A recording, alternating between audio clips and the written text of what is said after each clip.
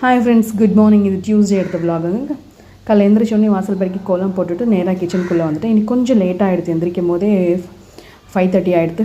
சரி, அந்த வேலையெல்லாம் கொஞ்சம் முடிச்சுட்டு கிச்சனுக்குள்ளே வரும்போது 5:50 ஆகிடுது. சரி, கடை ஃபஸ்ட்டு பாலை காய்ச்சி வச்சிடலாம் அப்படின்னு சொல்லிட்டு, ஏன்னா பாலை காய்ச்சி வச்சிட்டோம்னா கிடுகிடுன்னு அடுத்த வேலை நம்ம ஸ்டார்ட் ஆகிடும். அரிசி ஊற வச்சிட்டேன். இன்றைக்கி லன்ச் மெனு பார்த்திங்கன்னா சாம்பார், அடுத்து தொட்டுக்கிறதுக்கு பொரியல், அதுக்கு சைட் டிஷ் வந்து காலை டிஃபனுக்கு வந்து உப்புமா பண்ணிடலாம். எனக்கு சிம்பிளாகவே பண்ணிடலாம், ஏன்னா டைம் ஆகிடுது. என்னோடய பெரிய பையனுக்கு சீக்கிரமாகவே வந்து ஸ்கூலுக்கு போயிடணும். ஏன்னா அவன் 10th படிக்கிறதுனால காலைல 7:30 வந்து டிஃபன் சாப்பிட்டுட்டு 8 ஸ்கூலுக்கு கிளம்பிடுவான். சரி, நம்ம காஃபி குடிச்சிட்டு கொஞ்சம் ரிலாக்ஸ் ஆகி காஃபி குடிச்சிட்டு கடை நம்ம வேலையை ஸ்டார்ட் பண்ணிட்டோம். இன்றைக்கி அவரைக்காய் மாங்காய் கொஞ்சம் காய்கறி தான் இருந்துச்சு. சரி, அவரைக்காய் கொஞ்சம் இருந்துச்சு, அவரைக்காய் போட்டு சாம்பார், கொஞ்சம் மாங்காய் இருந்துச்சு. ரெண்டுமே வந்து மாங்காய் போட்டு சாம்பார் பண்ணிடலான்னு சொல்லிட்டு ஒரு பக்கம் அந்த வேலையை பார்த்துட்டு இருந்தேன்.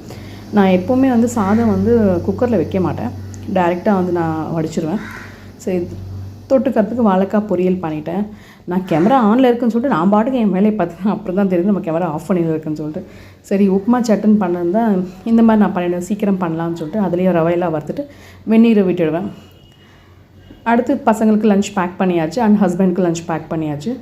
இப்படி தான் நான் பசங்க 2 பேருக்குமே கலந்து வச்சுருவேன். ஹஸ்பண்ட் தனித்தனி அடுத்து ஒரு பாட்டிலில் மோர் கொடுப்பேன்.